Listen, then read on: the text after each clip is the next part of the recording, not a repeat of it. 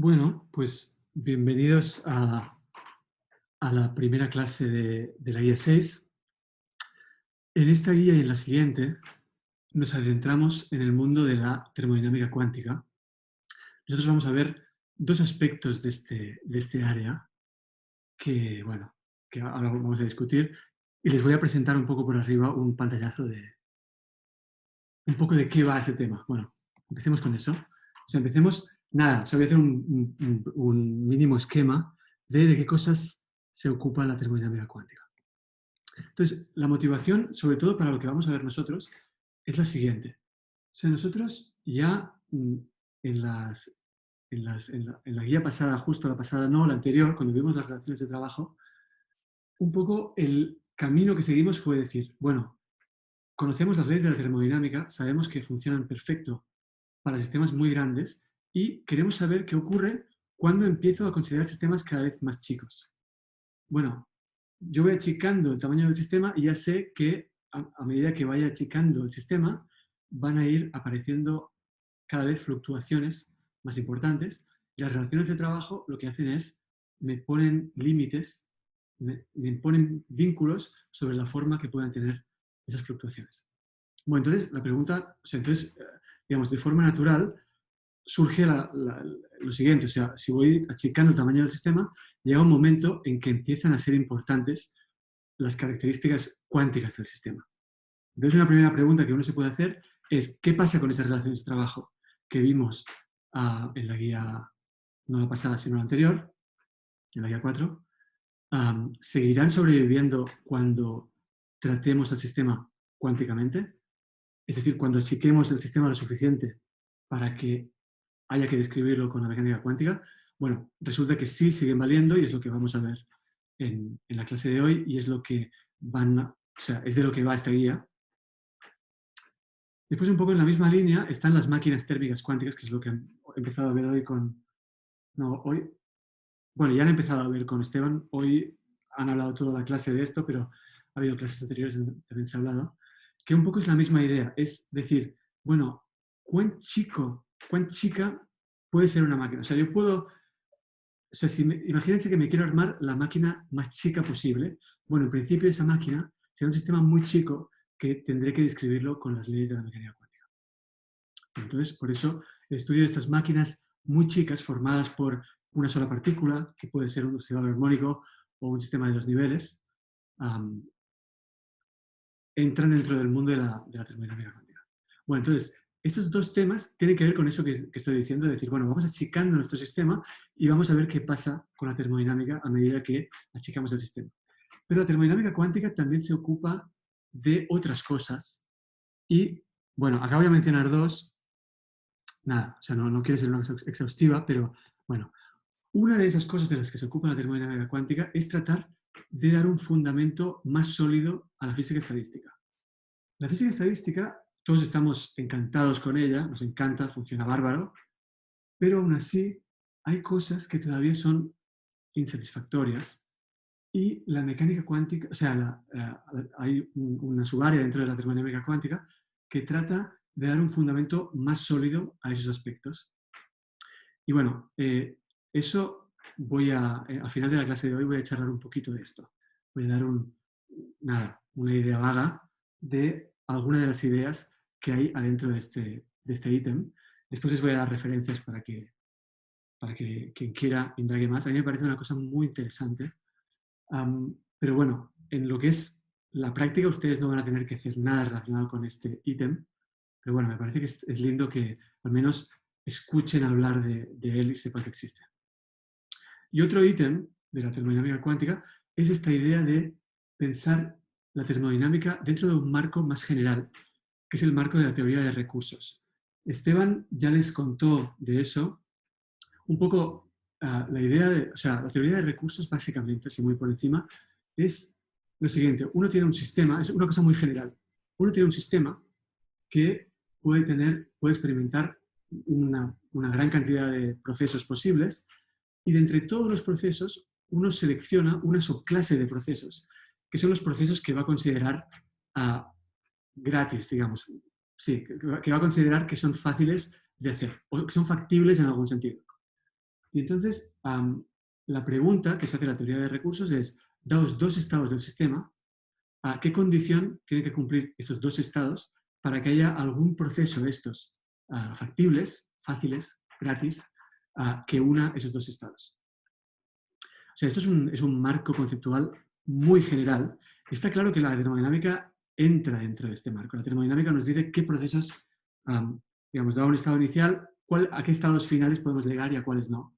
Bueno, entonces hay todo un área de la termodinámica cuántica que se encarga de pensar en la termodinámica dentro de ese marco muy general de la teoría de recursos. Entonces, yo no voy a decir nada más de este tema. Esteban ya les contó cosas y yo lo que sí voy a hacer va a ser pasarles un link a una charla sobre este tema, que es una charla muy clara y que es muy linda. Entonces bueno, se lo dejo y quien quiera mirarlo, que lo vea. Me parece que es muy lindo y da un panorama muy claro de qué es esto de la teoría de recursos y cómo encaja la termodinámica dentro de este tema. Bueno, entonces a ver, esto no pretende ser ya está, acá termina este esquema de lo que sería la termodinámica cuántica. No pretende ser un esquema exhaustivo, pero sí me parece que estos 4 ítems son, o sea, son básicamente los ítems más importantes, o sea, los temas más importantes que se trabajan en este área de la termodinámica cuántica. Y nosotros, como decíamos, bueno, nos vamos a centrar sobre todo en la parte de hacer problemas en estos 2 ítems. Y al final de la clase de hoy voy a decir algo sobre este ítem de acá. Bueno, entonces empecemos con las relaciones de trabajo cuánticas. Entonces repasemos un poco cuál es el setup de las relaciones de trabajo, que es una cosa que va a ser básicamente lo mismo que vimos en la parte clásica. Entonces el proceso que consideramos es el siguiente. Tenemos un sistema, que ahora va a ser un sistema cuántico, que inicialmente está en equilibrio con un reservorio a una dada temperatura. Y entonces, bueno, el paso siguiente se podría hacer más general, pero nosotros nos vamos a restringir, igual que hicimos en la guía de relaciones de trabajo clásicas, nos vamos a restringir a un tipo de procesos en el que lo que hacemos es agarramos nuestro sistema, lo apartamos del reservorio y una vez apartado el sistema del reservorio, le aplicamos un protocolo. Y en ese protocolo, bueno, vamos a hacer un trabajo sobre el sistema.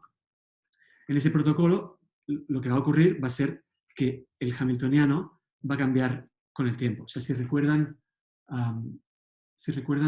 los ejemplos que vimos en la guía 4, o sea, supongo que lo tienen todos muy presente porque ya hicieron una entrega de eso. O sea, teníamos, por ejemplo, una cadena de osciladores. En el problema que tuvieron que resolver ustedes era básicamente, bueno, una partícula con 2 resortes. Digamos, el hamiltoniano dependía de la longitud, o sea, de la distancia entre ambos puntos de apoyo, si se quiere. Uno de los puntos de apoyo de los 2 resortes lo movíamos y el otro lo dejábamos fijo. Bueno, pues el hamiltoniano dependía de L, que era la distancia entre ambos puntos de apoyo. Básicamente, la longitud de la cadena de osciladores, si se quiere. Bueno, en todo caso, lo que ocurría ahí es que al variar la longitud, estábamos cambiando el hamiltoniano del sistema. Bueno, pues acá es lo mismo. Entonces, aplicamos un protocolo que, de alguna forma, por medio de la forma que sea, hace que el hamiltoniano cambie con el tiempo. Y bueno, cuando terminamos el protocolo, bueno, volvemos a poner al sistema en contacto con el reservorio y ya no le hacemos nada y simplemente dejamos que equilibre. Bueno, entonces, o sea, ahí ya discutimos en la guía de relaciones clásicas que la termodinámica nos dice que el trabajo que hacemos sobre el sistema está acotado por abajo por el incremento de energía libre, pero vimos que eso es una cosa que hay que interpretar como a nivel de valores medios y que a nivel de realizaciones individuales se puede violar eso y lo que no se puede violar, bueno, pues digamos, y lo que dicta cómo, a qué forma pueden tener las violaciones de la segunda ley son las relaciones de trabajo. Bueno, entonces ahora antes de volver a anunciar las relaciones de trabajo y volverlas a probar, pero ahora dentro de este contexto cuántico, preguntémonos un momento cómo hacemos para medir el trabajo en este procedimiento. Bueno, ¿cómo lo hacemos? Bueno, pues lo que hacemos es, en el momento en que separamos al sistema del reservorio, medimos su energía. Después de medir la energía, hacemos el protocolo y cuando terminamos de hacer el protocolo, volvemos a medir la energía. Entonces, esas dos energías, la diferencia entre esas dos energías, va a ser el trabajo que hemos hecho sobre el sistema. Esta es la forma como vamos a medir el trabajo. Entonces, ahora, el trabajo es una variable aleatoria por dos razones. Es una variable aleatoria porque, primero de todo, la primera energía que vamos a medir es random, porque nuestro sistema está en un estado térmico y tiene una probabilidad no nula de estar en cualquier energía, de tener cualquier energía. Entonces, la primera energía que vamos a medir es random. Y una vez hayamos medido esa energía, también es random la segunda energía que vamos a medir, porque, bueno, el sistema va a evolucionar de acuerdo, digamos, con la ecuación de Schrödinger, pero cuando termine la evolución del sistema, habrá una probabilidad, digamos, no nula, de que el sistema tenga una energía u otra al final del protocolo. O sea que hay digamos, las dos energías que medimos son random y eso hace que el trabajo sea una variable aleatoria.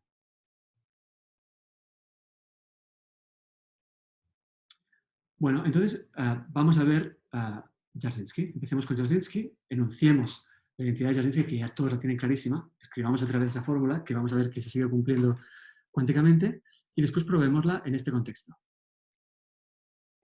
Bueno, la fórmula es esta, todos lo tenemos muy claro.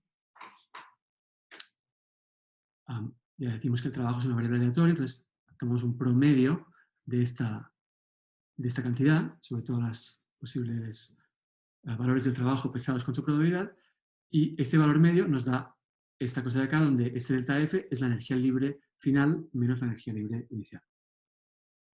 Lo mismo que habíamos visto en el caso clásico. Bueno, y ahora vamos a probarlo. Para probarlo, bueno, vamos a decir, digamos, recuerden que durante el protocolo el hamiltoniano va a depender del tiempo. Entonces, llamemos H al hamiltoniano inicial y H barra al hamiltoniano final. O sea, H es el hamiltoniano justo antes de empezar el protocolo y H barra es el hamiltoniano al final del protocolo. Entonces, llamemos psi sub n a la base de autoestados de H y E sub n los autovalores, es decir, las energías correspondientes, y llamemos psi sub n barra a la base de autoestados de H barra y E sub n barra las energías correspondientes. Entonces, esto no es crucial asumirlo, pero vamos a asumir que las energías no están degeneradas para hacerlo un poco más sencillo. No hace falta asumirlo. Si uno no asume que las energías no están degeneradas, bueno, hay que pensarlo un poquito más, pero se puede probar exactamente de la misma manera. Entonces, bueno, queremos calcular este valor medio, ¿no? Bueno, para calcular este valor medio, lo que hacemos es, calculamos la probabilidad de medir E sub m al principio, o sea, de la primera medida de la energía de E sub m, y que la segunda medida de la energía de E barra n, entonces decimos, sumamos sobre todos los valores posibles que pueden tomar la primera energía y la última energía.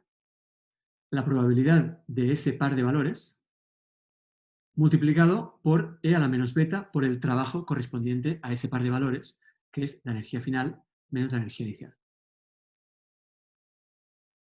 ¿De acuerdo? O sea, en el caso clásico lo que hacíamos era integrar sobre todas las posibles condiciones iniciales la probabilidad de esas condiciones iniciales por E a la menos beta el trabajo correspondiente a estas condiciones iniciales. Ahora, lo que determina el trabajo no son las condiciones iniciales, sino que son la energía que medimos al principio y la energía que medimos al final.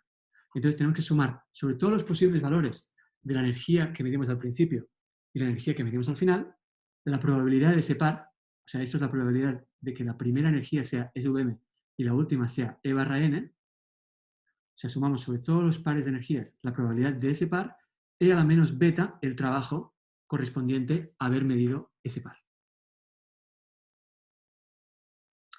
Bueno, entonces, ¿cuánto vale esta cosa? ¿Cuánto vale esta probabilidad? La probabilidad de que primero midamos E sub m y después midamos E barra n.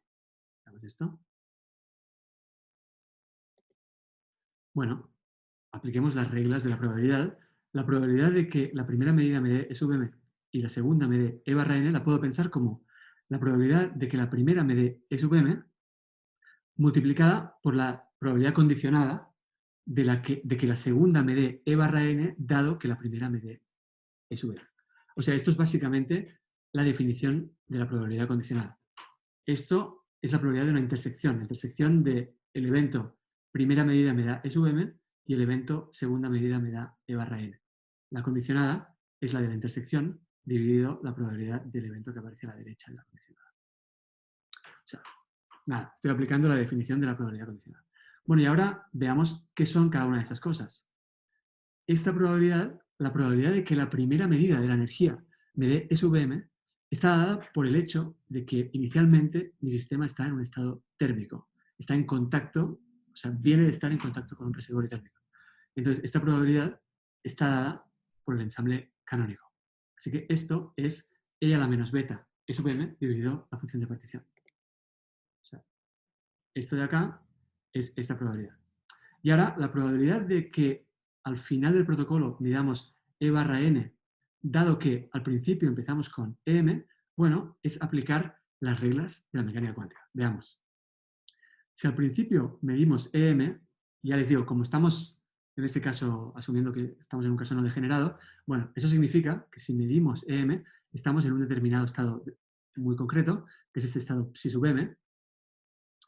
O sea, después de medir este valor de la energía, arrancamos el protocolo con este estado psi sub m, por el colapso de la función de onda.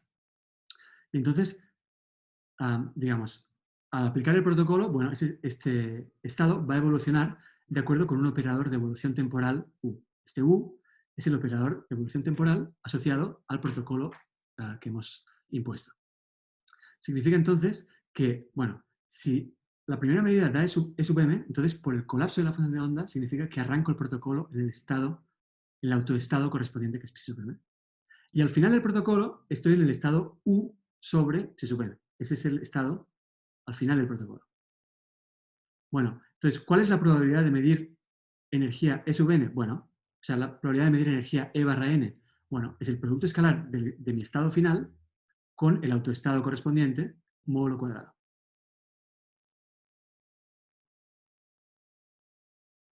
Espero que eso se entienda. ¿Se entiende esto?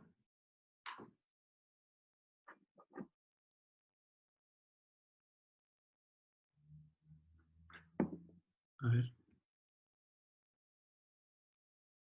Perfecto. Buenísimo. O sea, entonces no me detengo más en esto.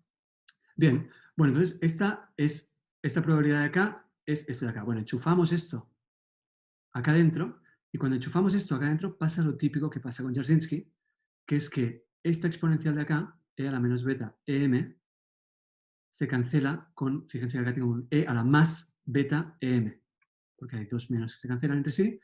Así que esta exponencial se cancela con este e sub m de acá, y por lo tanto, al enchufar esto acá adentro, obtengo esto.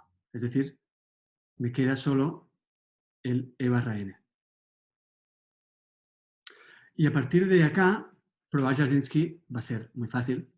Vamos a seguir en la página siguiente. O sea, lo primero que voy a hacer va a ser volver a escribir esta ecuación, ¿sí? Vuelvo a escribir la ecuación y ahora van a ver que de aquí a Jarzynski es un paso. Bueno, es muy poquitos pasos. Primero de todo, desarmemos este módulo cuadrado. Es decir, escribimos esto como este elemento de matriz multiplicado su complejo conjugado. Y bueno, claro, el complejo conjugado de esto es esto de acá. Esto es la definición del adjunto. O sea, la definición del adjunto de un operador es justo que esto de acá es el complejo conjugado de esto de acá. Es decir, el adjunto de un operador se define de tal forma que es lo mismo este elemento de matriz que el mismo elemento de matriz sin el DAGA, y con estos dos dados vuelta y con un complejo conjugado. Bueno, entonces, ahora, claro, fíjense que el subíndice m solo lo tengo acá. No aparece en ningún otro lado de este sumando, solo aparece acá. Entonces, claro, la suma sobre m de esta cosa es un 1, es una identidad. Así que chao. Y ahora esto es, o sea, el operador de evolución temporal es unitario, así que u por u daga es la identidad. Así que esto es el producto escalar de psi barra n por psi barra n, que es 1. Así que también, todo esto, chao, es 1. Y bueno, y esto no es otra cosa que la función de partición canónica correspondiente al hamiltoniano final, que podríamos llamar z barra. Y bueno, y este ratio de funciones de partición canónicas es una exponencial de menos beta delta f, que esto es justo la identidad de Jarzynski. O sea, acabamos de probar esta igualdad entre esta cosa y esta cosa, que es la identidad de Jarzynski. Bueno, básicamente, o sea, la demostración es conceptualmente igual que en el caso clásico, lo que, bueno, hay algunas diferencias, pero a grandes rasgos es la misma historia. Bueno, esto es Jarzynski. Vamos ahora con Crookes. Recordemos lo que dice la identidad, el teorema de Crookes. El teorema de Crookes nos dice, bueno, acá lo voy a formular no hablando de densidades de probabilidad, sino de probabilidades a secas. Voy a pensar que el trabajo, claro, o sea, pienso que las energías posibles de mi sistema son discretas, entonces el trabajo también es una variable discreta, entonces no hace falta que hable de una densidad de probabilidad, puedo hablar de una probabilidad a secas. Lo hago también porque en la guía lo van a tener que pensar así, como probabilidades a secas, así que lo voy a pensar de esta forma. Bueno, entonces, recordemos el teorema de Crookes que me dice que si esta PW es la probabilidad de que en el protocolo directo hagamos un trabajo W sobre el sistema, y P estrella de W es también la probabilidad de que hagamos un trabajo W, pero en el protocolo inverso, entonces el teorema de Crookes nos dice esto. Básicamente, que si W cumple la segunda ley, entonces es mucho más probable medir a W en el protocolo directo que medir menos W en el protocolo inverso, lo cual violaría la segunda ley. Bueno, entonces vamos a probar a Crookes. Vamos a hacer la misma historia, vamos a probar Crookes. Y entonces, bueno, primero de todo, escribamos qué es PW. ¿Cuál es la probabilidad de que hagamos un trabajo W sobre el sistema? Bueno, esto va a ser la probabilidad de que la primera medida de la energía de E sub m y la segunda de E barra n, sumado sobre todas las energías iniciales y finales que cumplen que esta diferencia da W. O sea, estoy permitiendo que haya varios pares de energía inicial y energía final cuya diferencia dé el mismo valor W. Bueno, pues la suma de las probabilidades de todos esos pares es la probabilidad de que hagamos un trabajo W.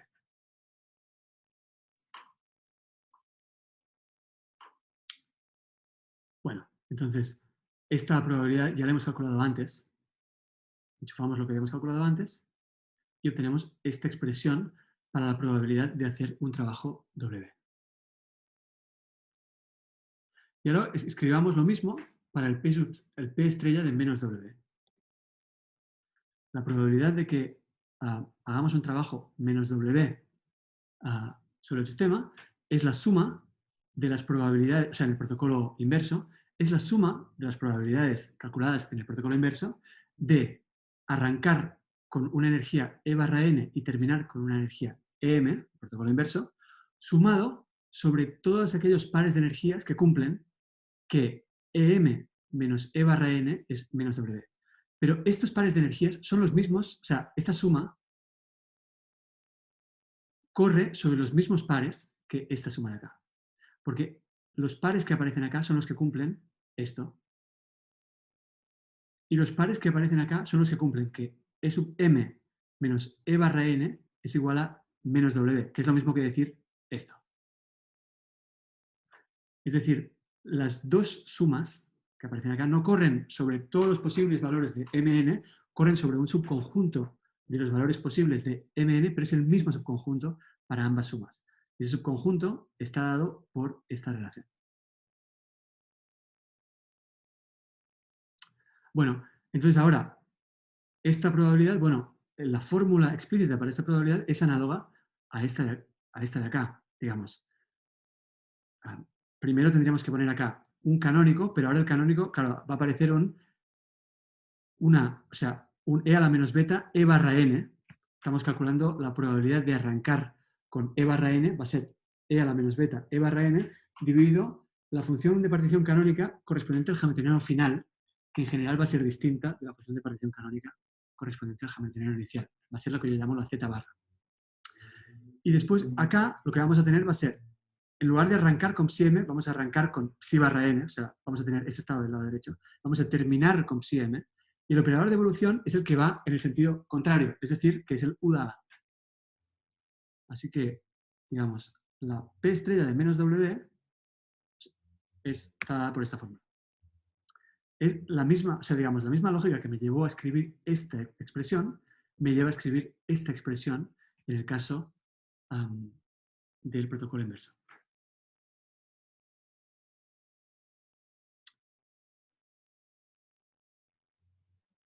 A ver. Bueno, acá me salté, esto, perdón, acá, o sea, no era esto exactamente lo que quería escribir, pero bueno, al final se termina cumpliendo esto, pero voy a anotar una cosa. Se me traspapeló un... O sea, acá, o sea, esto de acá, o sea, digamos, a ver. Vamos a ver. Esta probabilidad de acá va a ser, vuelvo a escribir, es la probabilidad estrella de arrancar con E barra n por la probabilidad estrella condicionada de terminar en EM dado que arranqué en E barra n. Y esto es 1 sobre z barra E a la menos beta E barra n, este factor de acá, que es lo mismo que tengo acá. Y después esta probabilidad va a ser, arranco con psi barra n, le aplico el operador de evolución temporal correspondiente al protocolo inverso, que es u daga, y termino con psi m. Esto módulo cuadrado. Eso es lo que quería escribir acá. Escribí, en lugar de escribir esto, que es lo que quería escribir, escribí esto, que es lo mismo que lo que aparece acá. Pero está bien, porque esto de acá, este elemento de matriz, no es otra cosa que el complejo conjugado de este elemento de matriz, que es el mismo que tengo acá. Pero bueno, como tengo un módulo cuadrado, da igual, el módulo cuadrado de un número es lo mismo que el módulo cuadrado de ese complejo conjugado. Así que tengo el derecho a reemplazar esto que me aparece acá por esta otra cosa que tengo acá. Así lo tenía escrito de entrada, pero no sé qué hice, que borré un clic y por eso no se vio de entrada.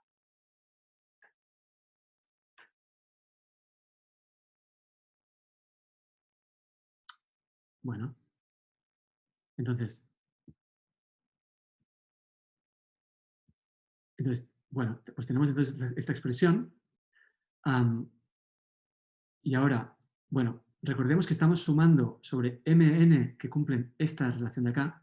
Entonces, como cumplen esta relación, puedo reemplazar el E sub n barra que me aparece acá por W más E sub m. Hagamos eso. Ahí está. O sea, reemplacé el E sub n barra por W más E sub m. Y el E a la menos beta W lo puedo sacar fuera de la suma porque no depende de m y n. Bueno, y ahora esto que tengo acá es exactamente lo mismo que tengo acá arriba. Es lo mismo. Así que, bueno, pues esto entonces es la P de W multiplicado Z. Y bueno, ya está. Este Z sobre Z barra de vuelta es una exponencial de una diferencia de energías libres. Y este es el teorema de Crookes. Porque tengo o sea, paso este P estrella de menos W dividiendo y paso esto dividiendo al otro lado, me queda que PW sobre P estrella de menos W es E a la más beta W menos delta F, que es el teorema de Crookes. Bueno, ya está. Ya hemos probado también el teorema de Crookes. Como ven, es todo muy, muy sencillo. Y nada, o sea, eso sería casi todo, pero yo quiero apuntar, digamos, hay una cosa importante que quiero señalar, es que hay algo insatisfactorio en la forma como hemos definido el trabajo. Hemos definido el trabajo de esta manera, de decir, bueno, mido la energía al principio del protocolo, la vuelvo a medir al final del protocolo, la diferencia entre ambas es el trabajo. Hay algo insatisfactorio y vamos a ver eso.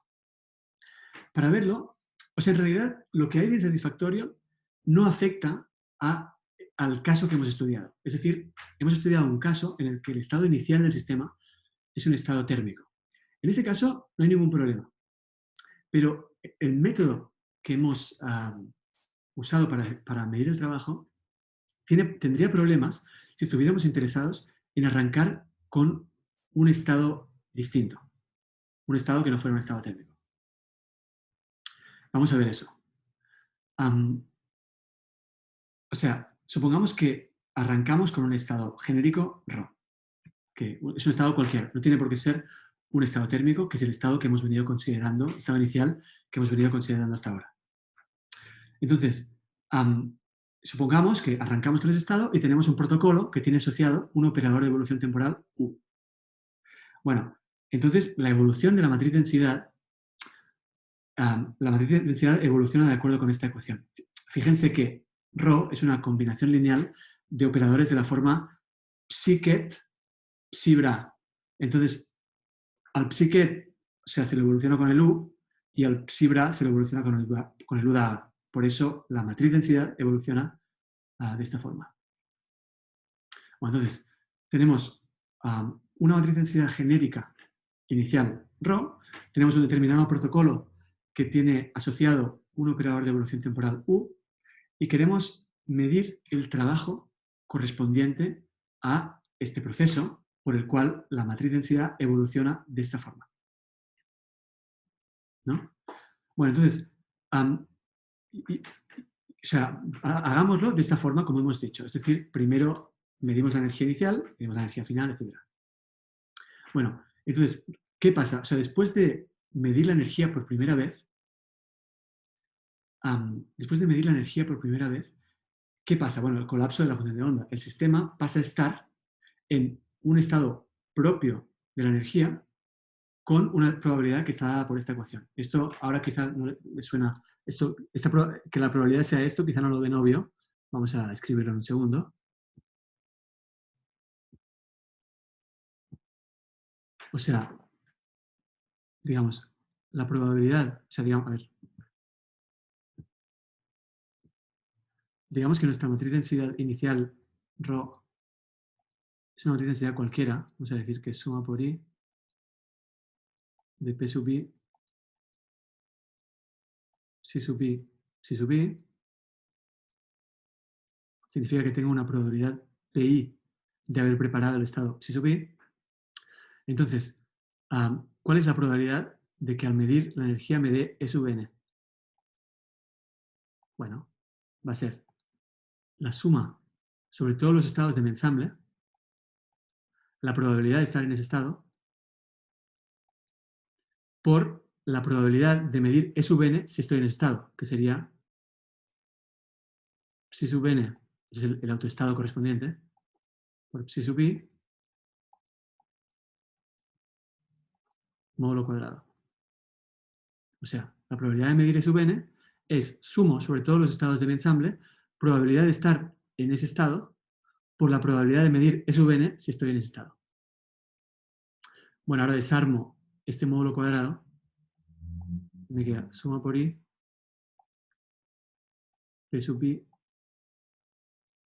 psi sub n, psi sub i, psi sub i,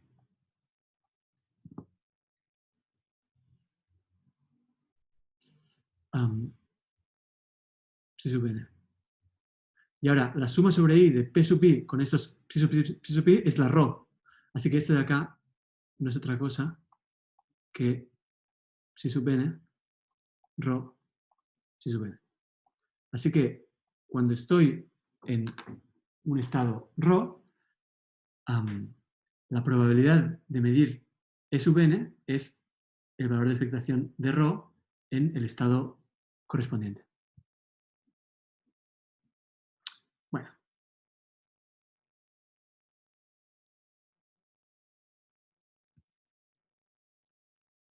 esto lo dejo de momento y después ya lo borraré. Bueno, entonces hemos dicho, volvamos a decir lo mismo. O sea, digo, arrancamos con un estado rho genérico y entonces aplicamos el método de medición que habíamos especificado al principio de la clase. Entonces lo que digo es que cuando miramos la energía por primera vez, después de medir la energía por primera vez, el sistema va a pasar a estar en el estado propio correspondiente al valor de la energía que medimos con esta probabilidad. Entonces, digamos, este método, por el método este de primero medir la energía, lo que estamos haciendo es preparar un ensamble de estados posibles. O sea, después de la primera medida podemos estar en cualquiera de los autoestados del hamiltoniano inicial, cada uno con una probabilidad dada por esta ecuación. Es decir, por este proceso de primero medir la energía, lo que estamos preparando es un estado justo al inicio del protocolo que lo podemos describir con esta matriz densidad. Es decir, esta matriz densidad describe justo este ensamble de estados. Puedo estar en cualquiera de los autoestados del hamiltoniano y la probabilidad de estar en cada uno de ellos es la que acabamos de calcular. Bueno, esto, a ver, si mi estado inicial ρ es un estado térmico, si mi estado inicial ρ es un estado térmico, entonces los autoestados de la energía son propios de ρ, entonces esto simplemente es el autovalor de ρ, y entonces esta ρ sub i termina siendo lo mismo que ρ. O sea, en el caso en que ρ es un estado térmico, este estado en el que preparo al sistema por el hecho de hacer una medición de la energía en el instante inicial, es el mismo estado del que partía. Esto será verdad en general siempre que los autoestados de la energía sean también propios de ρ. Cuando los autoestados de la energía sean propios de ρ, entonces este valor de expectación que tengo acá me va a dar simplemente el autovalor, y entonces esta fórmula va a terminar dándome de vuelta ρ. O sea, en ese caso es cuando se dice que ρ es diagonal en la base de la energía.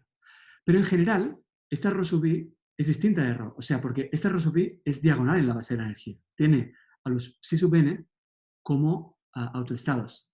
Pero en general, la ρ de la que yo partí no tiene por qué tener a los psi sub n como autoestados. Es decir, los autoestados de mi ρ inicial no tienen por qué ser autoestados del hamiltoniano inicial. Así que en general, esta ρ sub i va a ser distinta de ρ. Pero bueno, claro, entonces, a partir del momento en que yo hago la primera medición del sistema, bueno, ahí el sistema, o sea, a partir del momento en que hago la primera medición de la energía, el sistema evoluciona, pero ya no evoluciona con el estado inicial ρ, sino con el estado inicial ρ sub i. Es decir, el trabajo que estamos midiendo, a fin de cuentas, no corresponde al proceso que nos estaba interesando a nosotros, sino a otro, a un proceso que arranca con un estado que no es el estado que nos interesaba a nosotros. Bueno, en el caso, como digo, en el caso en que el estado inicial sea térmico, o más en general sea diagonal en la base de la energía, sí que es el trabajo correspondiente al proceso que nos interesa, pero en un caso general no lo va a ser. Entonces eso es un problema. O sea, este método no responde del todo bien a lo que a nosotros nos gustaría medir. Y bueno, simplemente mencionar que por esta razón la definición de qué es el trabajo de mecánica cuántica es un tema abierto, bueno, que se investiga actualmente y bueno, es en este contexto de definir el trabajo de mecánica cuántica que entra ese teorema de no-go que les contó Esteban la clase pasada. Bueno, simplemente quería mencionar esto, que no es trivial cómo definir el trabajo en mecánica cuántica. Si nos restringimos al caso en que el estado inicial es térmico, está todo bien con la forma como lo definimos, pero si queremos ir un poco más allá y estudiar estados iniciales generales, tenemos problemas. Esa definición tiene problemas. Bueno. Guillem, Sí, te escucho. ahí cómo ves que si Rho es un estado térmico, entonces te queda igual. Ok. O sea, imagínate, o sea, lo voy a escribir. O sea, imagínate, más en general, imagínate que Rho es diagonal en la base de la energía. Es decir, que tiene a los autovalores, o sea, a los autovectores de H inicial como sus propios autovectores. ¿De acuerdo? En ese caso, podemos Bien, ver Rho como una suma sobre n por lambda n, psi n, psi n, donde estos lambdas son los autovalores. ¿Estás de acuerdo? sí, Bien. Bueno, el caso térmico es un caso particular de esto. Estos lambda en ese caso son e a la menos beta e sub n dividido z.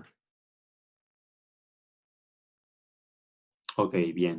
Bueno, entonces, si rho es esto, esta cosa de acá, esto de acá, fíjate que, o sea, si rho es esto, significa que psi sub n es propio de rho con autovalor lambda. Es decir, que esto es lambda sub n.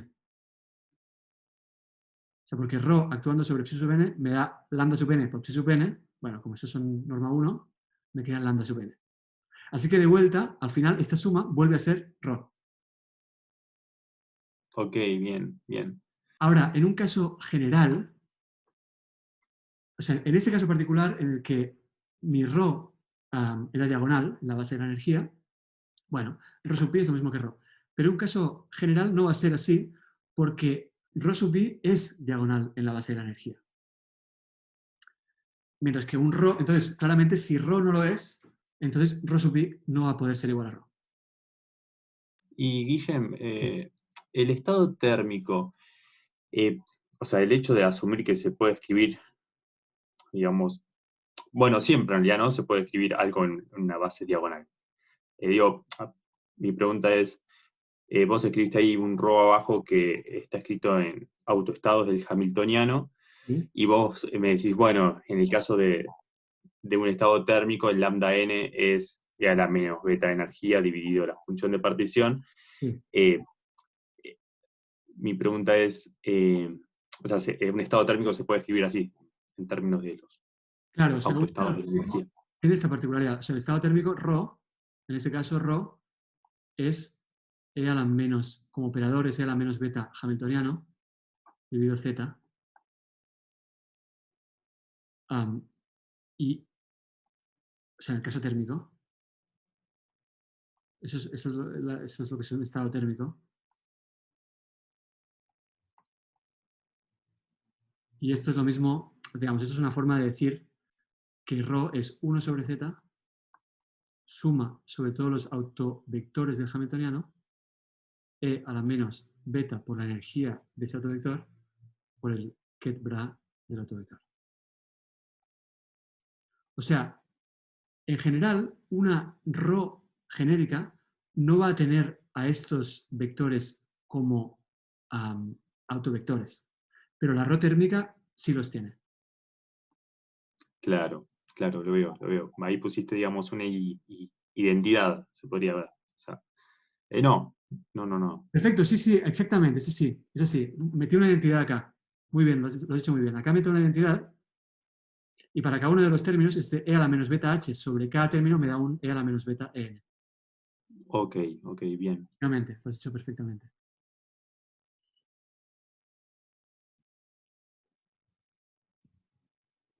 A ver.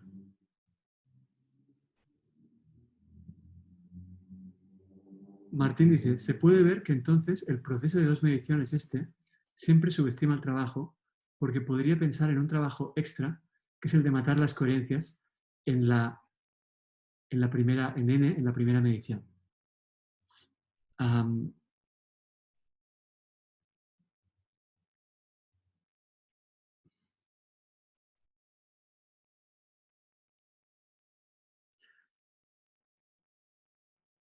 Podría ser, Martín. Te entiendo perfectamente. O sea, lo que yo he dicho es que la cosa de hacer una primera medición hace que el trabajo que estoy midiendo no corresponda al proceso que verdaderamente me interesa. Corresponde a otro proceso donde arranco con una matriz de densidad que es el resultado de haber hecho la primera medida. Y Martín me dice que al hacer eso, siempre voy a terminar subestimando el trabajo real.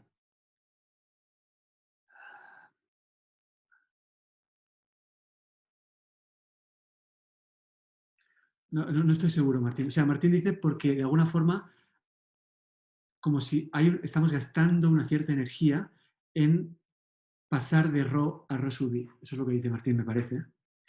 Puede ser, pero no estoy seguro.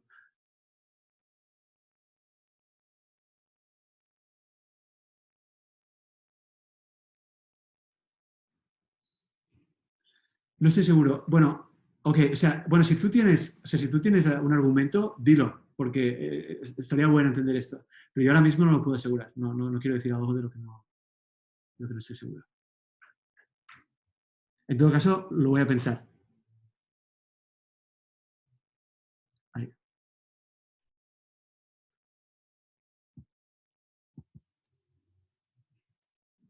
Ah, ahí va. A ver. Bien. Bueno, entonces, bueno, como les digo, este tema de definir el trabajo en mecánica cuántica es un tema abierto y es un tema que se considera importante.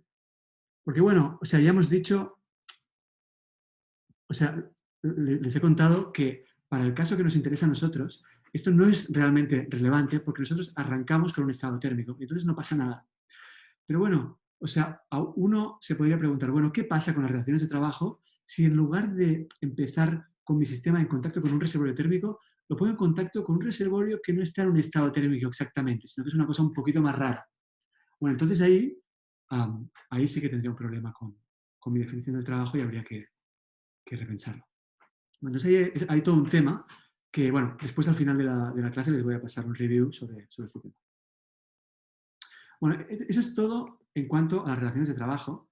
Entonces, simplemente quiero hacer un breve pantallazo. O sea, no quiere ser nada, lo que voy a decir no va a ser nada riguroso, simplemente les quiero meter el gusanillo del interés por este tema. También al final de la clase les voy a pasar una referencia. Cómo entender mejor los fundamentos de la física estadística a partir de propiedades de la cuántica. Entonces, pensemos un momento. O sea, toda la física estadística se puede entender como consecuencia del postulado de equiprobabilidad. Es una forma, hay varias formas de presentar la física estadística. Una forma posible es partir como único postulado del postulado de equiprobabilidad y a partir de ahí se deduce todo. El postulado de equiprobabilidad, seguro que se acuerdan, nos dice que cuando tenemos un sistema aislado en equilibrio, entonces todos sus microestados son igualmente probables. Bueno, este principio nos encanta, funciona perfecto, hemos aprendido un montón de cosas en base a este postulado, hemos ganado un montón de intuición sobre qué es la entropía gracias a este postulado. Pero aún así hay cosas insatisfactorias en este postulado. Son insatisfactorias y ahora voy a tratar de darles un ejemplo de qué es lo insatisfactorio de este postulado. Entonces, pensemos en un gas aislado. O sea, estas paredes son todas paredes rígidas, adiabáticas y permeables. Y bueno, tenemos el gas acá metido en un recipiente. Bueno, acá tenemos un pistón, pero que está fijo, está todo trabado. Entonces, al final, de forma efectiva, el gas está en este recipiente chiquito, en equilibrio. Y entonces, el postulado de equiprobabilidad nos dice que todos los microestados compatibles con esta configuración, con la energía que sea, con este volumen, etc., son igualmente probables. Entonces, en el espacio de fases, podemos representar los microestados compatibles con esta situación como un cuadradito acá en el espacio de fases. Esto es esquemático. Acá puse una Q y una P. Obviamente, sea, el número de coordenadas de espacio de fases es del orden de 10 a la 23. Así que, bueno. Y nos tenemos que restringir a una superficie de energía fija, y también, o sea, acá hay una región marcada por el hecho de que, bueno, también hay otra condición, que es que el volumen del sistema está fijo, y es este volumen de acá. Bueno, digamos esquemáticamente que esto resulta en que los microestados accesibles al sistema son estos, los que están adentro de este cuadradito, y son todos igualmente probables. Bueno, pues ahora saquemos este pistón. Lo sacamos. Entonces sabemos que, bueno, el sistema durante una fase transitoria muy breve va a evolucionar, pero va a llegar un momento en que va a volver a alcanzar el equilibrio. Y entonces ahora va a estar en un estado de equilibrio, pero ahora donde ocupa un volumen más grande. Entonces, de acuerdo con el principio de equiprobabilidad, deberíamos decir ahora que el sistema, después de pasar el rato, tiene igual probabilidad de estar en una región más grande del espacio de fases. Es decir, ahora deberíamos colorear toda esta región. Todos los estados de esta región, después de esperar un tiempo suficiente, deberían ser igualmente probables. Pero nosotros, o sea, este es un sistema aislado que evoluciona determinísticamente de acuerdo con las ecuaciones de Hamilton, si pensamos clásicamente. Entonces, el teorema de Liouville nos dice que esto nunca va a ocurrir, nunca va a pasar que el sistema, partiendo de una distribución de probabilidad uniforme en esta región, termine en una distribución de probabilidad uniforme en toda esta región. A lo sumo lo que va a pasar es que este cuadradito se va a mover, bueno, y también se va a deformar. Me dio fiaca dibujar una cosa deformada, pero bueno, la cuestión es que el volumen que ocupa la región con probabilidad no nula va a ser constante. A ver.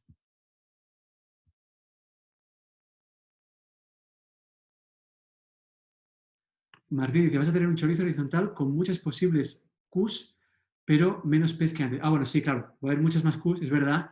Acá no me preocupé por eso, pero efectivamente, claro, como el volumen es más grande, va a haber más Qs posibles, pero al final el volumen en el espacio de fases no puede cambiar por el teorema de Liouville.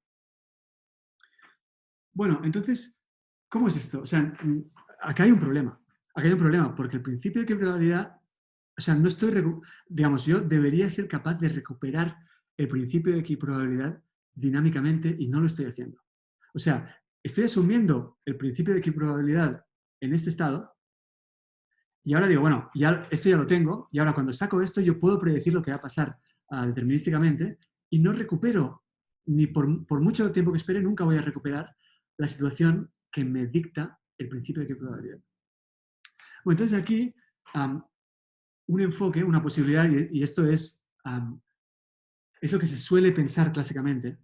Yo no digo que sea el único approach, porque sé que hay varios approaches a este problema, pero bueno, digamos, el enfoque típico es usar la hipótesis ergódica, que es decir, bueno, voy a asumir, pues es una hipótesis que no está probada en general, voy a asumir que muy rápidamente el sistema, aunque siempre, digamos, la región que ocupa en el espacio de fases tiene el mismo volumen, muy rápidamente el sistema termina recorriendo toda la región accesible.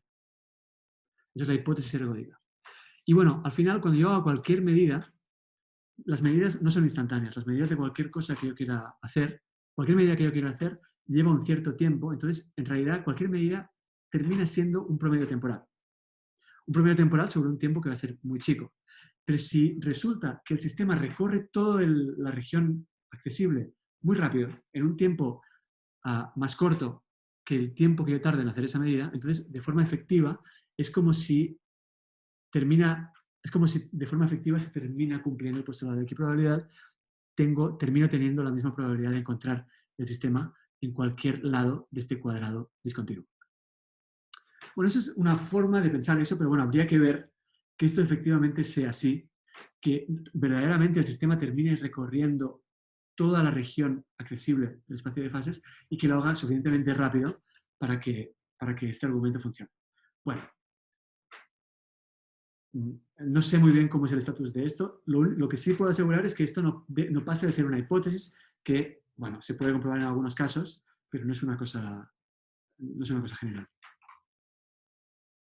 Bueno, entonces aquí la física cuántica, y en particular las propiedades estrictamente cuánticas de la física cuántica, es decir, el entrelazamiento, nos ayudan, o sea, nos dan otra perspectiva para entender esto.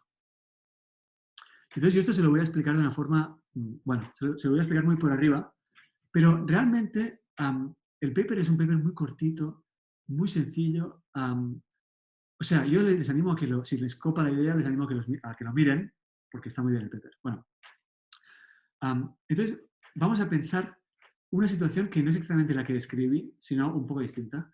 Vamos a pensar que tenemos un sistema, estamos interesados en un sistema S que está en contacto con un reservorio R. Ahora, nuestro sistema ya no está aislado, pero lo que sí está aislado es el universo, digamos, S más R. Bueno, entonces, todo lo que hemos dicho, lo que acabamos de decir sobre el principio de equiprobabilidad y sus problemas, aplica al universo.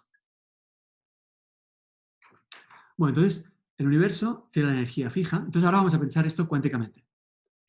Entonces, bueno, si tiene la energía, o sea, digamos que HU es el Hilbert del universo, y este Hilbert es el producto tensorial, como ya sabemos, de los Hilberts de sus partes, que son el sistema y el reservorio. Bueno, como el universo tiene la energía fija, no todos los estados del universo son posibles, son solo posibles los estados que están en el subespacio correspondiente a esa energía, que es lo que llamé H sub. Bueno, entonces, el postulado de equiprobabilidad, pensado cuánticamente, me dice que cuando el sistema está en equilibrio, el universo tiene esta matriz densidad. Esta matriz densidad es lo mismo que decir que todos los, que todos los estados accesibles al sistema, es decir, los estados de HE, son igualmente probables. O sea, digamos, en la expresión cuántica del principio de equiprobabilidad es que el estado de un sistema aislado en equilibrio es este. La identidad sobre el subespacio de estados accesibles dividido la dimensión del subespacio. Es el estado maximalmente mixto, compatible con el vínculo de la energía.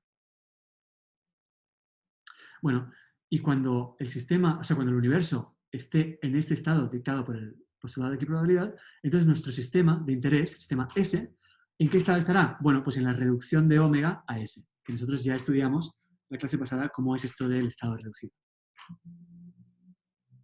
¿De acuerdo? Bueno, esto, entonces, para hacer contacto con lo que vimos en la slide anterior, bueno, el problema es que hay casos, o sea, el problema es que no que digamos, partiendo de una situación inicial dada y modificando algún vínculo, no sabemos cómo generar este estado dinámicamente. O sea, nosotros partimos de una determinada situación y lo que vemos es que si dejamos evolucionar a nuestro sistema, nunca va a terminar. O sea, partimos de una determinada situación, sacamos un vínculo, que en el caso del ejemplo que les puse era sacar un pistón, y lo que vimos en ese ejemplo, y sigue valiendo acá, es que no vamos a poder llegar a este estado dinámicamente. Ese es el problema que les conté en la slide anterior, formulado en este contexto. Bueno, entonces ahí la cuestión es que el entrelazamiento nos ayuda. Entonces recordemos lo que vimos la clase pasada, que es una característica intrínsecamente cuántica el hecho de que yo pueda tener un sistema que está en un estado puro, es decir, del cual conozco su estado, y sin embargo sus partes estén en un estado mixto, es decir, que no conozca el estado de las partes. Esto es el entrelazamiento. O sea, puede ocurrir que el universo esté en un estado puro y sin embargo el sistema de interés, que es un subsistema del universo, esté en un estado mixto. Bueno, pues el paper que les voy a pasar ahora que les voy a pasar la referencia, bueno, el link, dice, o sea, muestra lo siguiente, que el estado mixto, o sea, de todos los posibles estados en los que puede estar el universo, la inmensa mayoría son tales que cuando me fijo en el estado reducido, de mi sistema de interés, ese estado reducido es el mismo, en muy buena aproximación, que el estado reducido que obtendría si el universo estuviera en el estado omega, en el estado dictado por el principio de equiprobabilidad.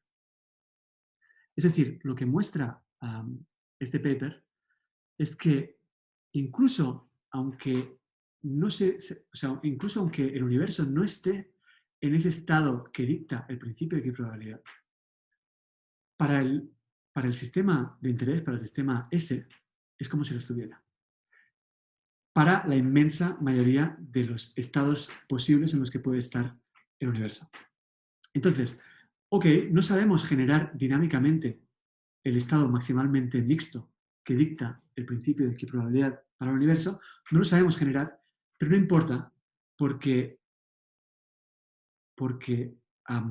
da igual el estado,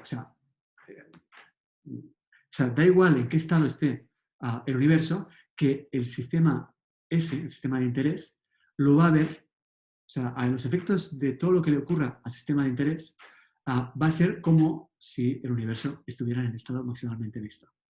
Entonces esto nos ayuda a entender un poco esta cuestión. Nos ayuda, la idea es que en realidad el postulado de equiprobabilidad no hace falta asumir que en el equilibrio ocurre eso. Aunque no ocurra, cuando nos fijemos en un subsistema, va a ser como si ocurriera. Bueno, esto, ya les digo, esto no pretende, yo no pretendo, directamente ya ni demostré las cosas, lo presenté de una forma un poco vaga, pero bueno, es solo para meterles eso, el gusanillo de la curiosidad. A mí me parece un resultado muy interesante y que merece ser estudiado. Entonces ahora les paso la referencia. Bueno, acaban unas cuantas referencias. La primera referencia es el paper que les contó Esteban, en la clase pasada, el paper de Federico Cerisola, de Augusto Roncaglia y Juan Pablo Paz y otros en Israel, donde, bueno, se inventaron una técnica para, de forma efectiva, hacer este procedimiento de hacer dos medidas, todo condensado en una sola medida, y usando esta técnica, bueno, pudieron medir las fluctuaciones del trabajo en un sistema concreto y verificar así la identidad de Jarzynski, y acá está el paper, que es abierto, si lo pueden mirar. Bueno, es una referencia. Después acá hay otra referencia de un review sobre todo este tema de las definiciones del trabajo en mecánica cuántica. Este review a mí no me parece... esta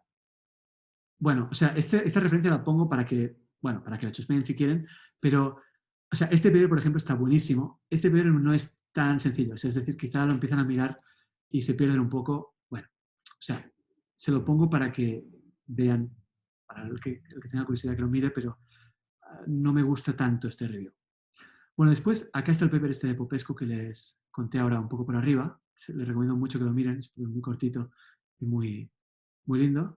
Y después acá tienen linkeada esa charla que les mencioné al principio sobre teoría de recursos, que la recomiendo mucho, es increíble. Y por último, un review sobre termodinámica cuántica en general.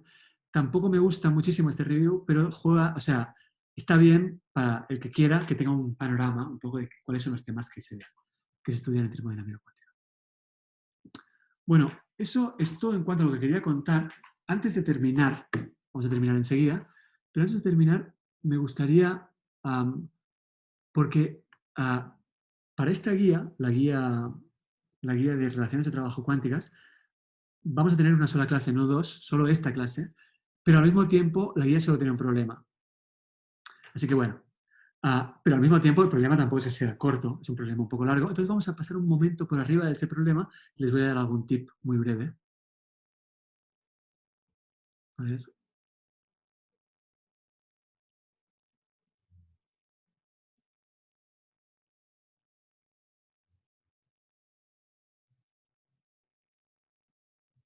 Bueno, esa es la guía.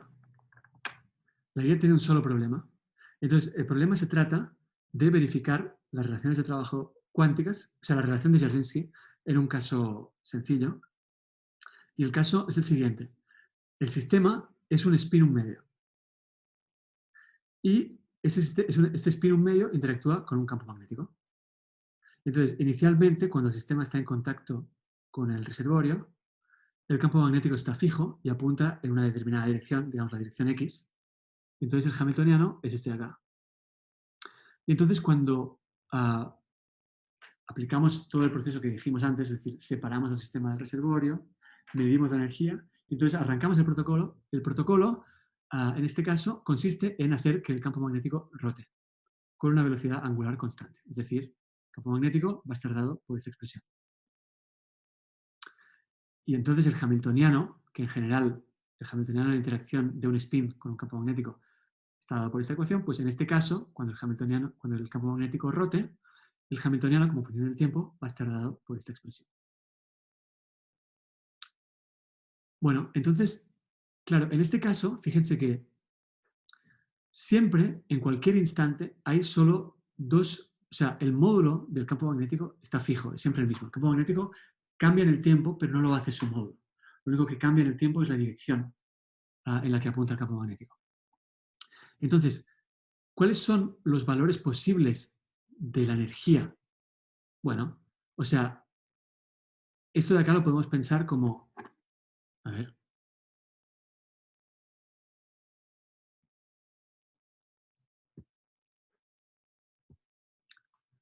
pues esto de acá lo podemos reescribir como el módulo del campo magnético por el versor, la dirección en la que apunta, que es una función del tiempo, escalar S.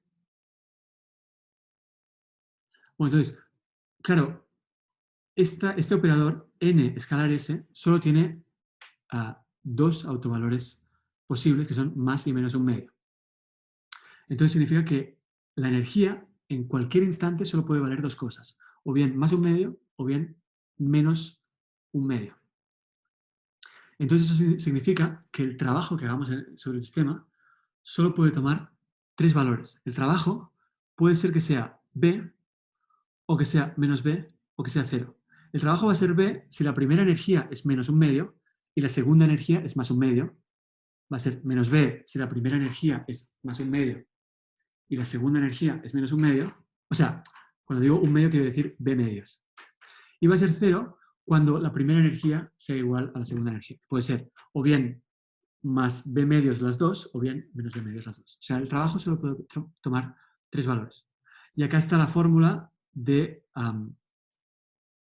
digamos, la probabilidad de que tome el valor B.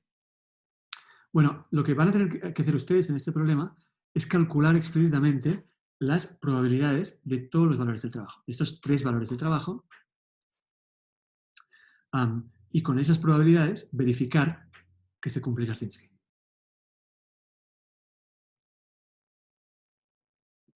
Entonces, bueno, vamos a ir, simplemente quiero ir un momento por los ítems, un poco para darles un poco de intuición sobre el problema. Primero, los primeros ítems del 1, o sea, del A al C, son inmediatos, son una cosa que debería llevarles nada hacerlo. O sea, si ven que se lían con estos primeros ítems, bueno, consulten porque esto es una cosa que les debería resultar muy rápida de hacerlo. Después, el ítem D, o sea, de lo que se trata es de decir cuáles son los autoestados de H de T. Entonces, primera cosa que quiero remarcar es que estos psi más menos de T es un estado que es función del tiempo, pero eso no es una solución de la ecuación de Schrödinger. O sea, este psi más menos de T es psi más menos de T es el autovector de H de T con autovalor más menos B medios. Entonces, eso es esto es un estado que es función del tiempo, pero esta función del tiempo no es una solución de la ecuación de Schrödinger. ¿De acuerdo? Son los autoestados instantáneos del hamiltoniano. Bueno, como les ha contado Esteban en la clase de hoy, estos estados en general no son solución de la ecuación de Schrödinger. Sí lo son, salvo una fase, en el límite en el que el hamiltoniano cambia muy lentamente. que en este caso corresponde a que esta omega, que me da la velocidad angular a la cual rota el campo magnético, es muy chica. ¿De acuerdo? Bueno, pero en general, para un omega genérico, que es lo que hay que tratar acá, estos estados no son solución de la ecuación de Schrödinger. Entonces, para encontrar esos estados, lo que habría que hacer, y esto se puede hacer perfectamente, es agarrar este hamiltoniano. ¿Esto qué es? Estas Sx y Si son matrices 2×2, o sea, este Sx es la matriz de Pauli x dividido 2, Si es la matriz de Pauli y dividido 2, es una matriz 2×2, que bueno, o sea, todos la pueden diagonalizar perfectamente, no cuesta nada. Bueno, entonces esto lo pueden hacer expeditamente, lo pueden hacer desde el principio, pero yo, o sea, no me preocupa que sepan hacer esta cuenta porque el ítem E va a ser más largo. O sea, entonces yo los quiero animar a que no hagan esta cuenta, simplemente se den cuenta de que este psi más menos de t, o sea, el autoestado de, bueno, el autoestado de h con autovalor más menos b medios, bueno, escribí una cosa que luego la borré, la voy a volver a escribir por las dudas.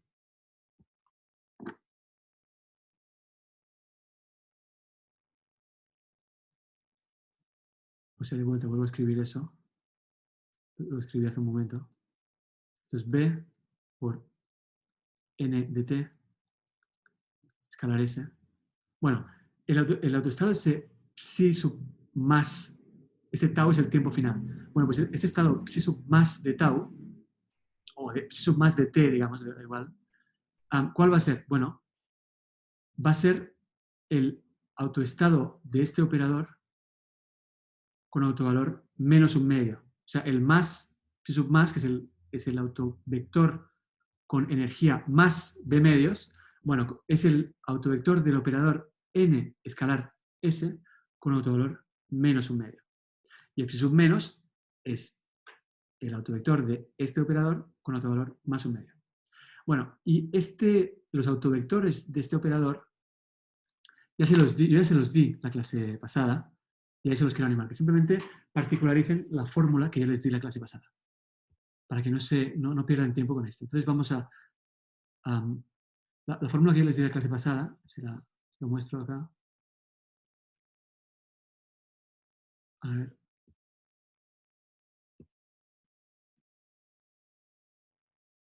La clase pasada, bueno, es la clase esta de matriz de densidad, lo que vimos la clase pasada. Bueno, yo les escribí en esta clase, en las slides, y lo tienen ahí colgado en la página, les escribí la expresión precisamente de estos vectores, de los autoestados con autovalor más un medio y menos un medio del vector n escalar s, o sea, del operador n escalar s. Bueno, acá simplemente es agarrar esta expresión y particularizar para los phi y tita que corresponden a mi vector n de t. Eso es un momento. Bueno, yo los animo a que no se gasten en diagonalizar la matriz, aunque está claro que si lo hicieran con Wolfram sería rápido, pero no se gasten en hacer eso, usen lo que ya sabemos y así van a ir más rápido. Bueno, entonces volviendo... No. Entonces volviendo a donde estábamos, el ítem que va a ser largo va a ser esto de acá. O sea, en la fórmula para las probabilidades les aparece este elemento de matriz. Y entonces el ítem E consiste en calcular esos elementos de matriz. Calcular esos elementos de matriz para todos los posibles, o sea, estos I y J son más y menos. O sea, por ejemplo, este elemento de matriz que aparece acá sería el B más menos de tau. Entonces lo que tienen que hacer acá es calcular estos elementos de matriz para todo T. Y acá ya el ítem ya los guía para cómo hacerlo. Bueno, les dice que, bueno, esto es una matriz B y J. Bueno, pues esta matriz se puede pensar que está hecha de dos vectores columna.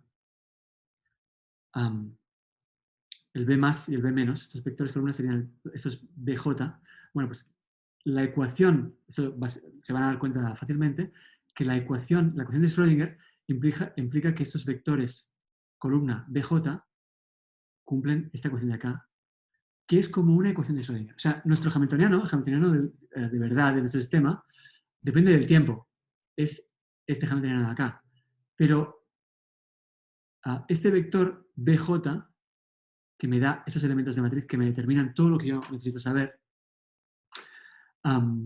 cumple una especie de ecuación de Schrödinger, pero con un hamiltoniano independiente del tiempo. Y esta ecuación de Schrödinger la van a tener que resolver. O sea, el trabajo va a estar en que resuelvan esta ecuación de Schrödinger.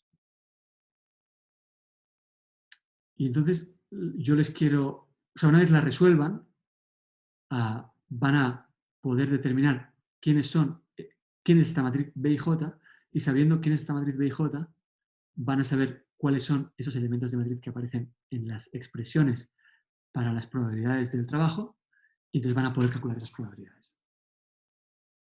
Entonces, lo último que quiero decir es guiarlos un poco para cómo resolver esta ecuación de Schrödinger para aquellos que quizá no se les ocurra. Entonces, les voy a dar una pequeña guía, que es la siguiente. La técnica consiste en hacer lo que en realidad uno hace en mecánica cuántica desde F4. Que es decir, bueno, yo quiero resolver una ecuación de Schrödinger, pues lo primero que hago, o sea, es escribir digamos, mi vector, eso sería el análogo de la función de onda, pues escribir mi función de onda en términos de las autofunciones del hamiltoniano. Es decir, si yo escribo que BJ es alguna combinación lineal de alfa J, o sea, BJ es una función del tiempo, pero lo voy a expandir en la base, digamos, yo qué sé. O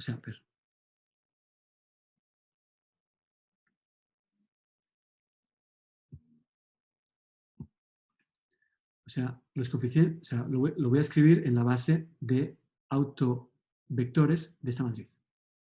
O sea, esto al primer autovector llamémosle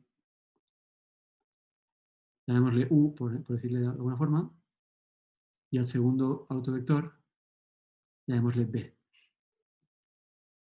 Entonces, o sea, estos vectores son cosas fijas, son los autovectores de esta matriz, que es una matriz que está fija. Entonces, este vector de acá depende del tiempo. ¿Cómo? Bueno, depende del tiempo a través de estos coeficientes. ¿De acuerdo? Entonces, este U, enfatizo, si a esta cosa la llamamos H tilde, porque es como un hamiltoniano, bueno, pues entonces este U y B son autovectores de H tilde, es decir, H tilde sobre U va a ser algún número lambda por U, y acá H tilde sobre B va a ser algún otro número mu por B. ¿De acuerdo? Bueno, pues ahora, cuando yo calcule la derivada de BJ, o sea, cuando yo quiera resolver esta ecuación, escribo el lado izquierdo en esta base, tengo I BJ punto, va a ser I por alfa J punto U más beta J punto B. Y por otro lado, el lado derecho, que es H tilde BJ, expandiéndolo, va a ser H tilde por alfa J U más beta J B. Y ahora, bueno, esos son números, salen afuera. Me queda alfa J H tilde sobre U, que es lambda por U, más beta J mu por B. Bueno, y entonces ahora tengo esto de acá es esto y esto de acá es esto. O sea, todo esto tiene que ser igual a todo esto. Pero U y B son una base.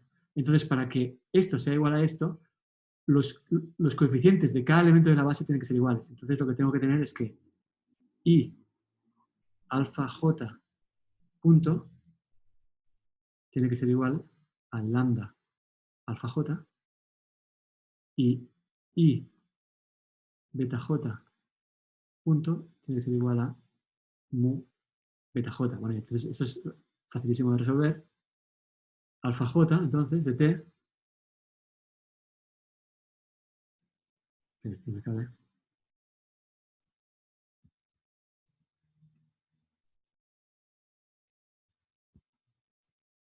Perdonen que esto no está siendo muy prolijo, pero voy a seguir acá. Entonces, alfa j de t, bueno, resolver esta ecuación, que es una pavada, es algún alfa j0 por e a la menos i lambda por t. Y lo mismo con el beta j. Entonces, y lo mismo con el beta j. Entonces, reemplazando esto en esta ecuación de acá, ya está, ya tenemos el bj de t.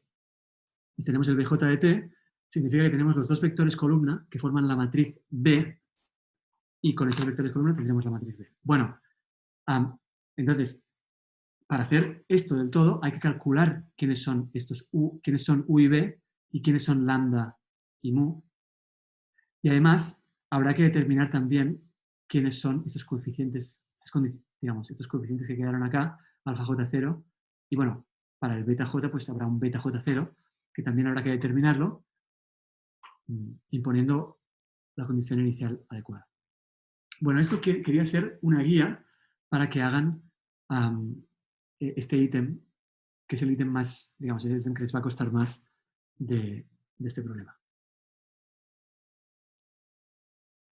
Guillem, ahí en la H moño, la guía que yo tengo, tengo que el B de arriba de la izquierda tiene un menos, digamos, y abajo la...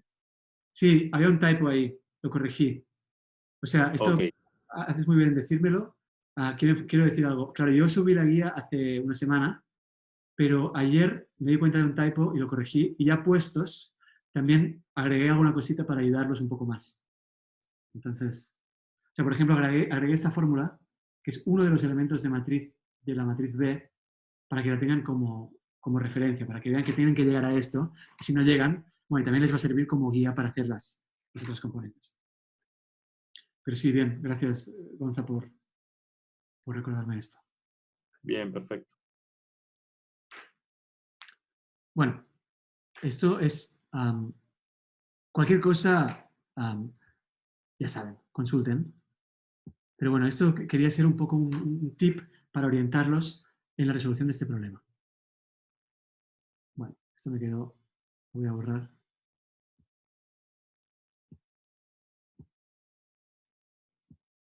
O sea, entonces, ya está. Lo que viene después, una vez han calculado digamos, esta matriz, una vez han determinado cuánto vale esta matriz, lo demás ya, nada, es muy fácil. Así que no. O sea, entonces, eso, que a modo de referencia, que sepan que, bueno, que el ítem difícil es el D, los demás deberían ser fáciles. Y bueno, tampoco es que el D sea difícil, es que es, ahora con esta ayuda que yo les di, simplemente hay que trabajar un poquito, pero lo van a poder hacer y van a poder sacar la respuesta. Bueno, ahora sí, ya estoy, no tengo nada más que decir. Si alguien tiene alguna consulta.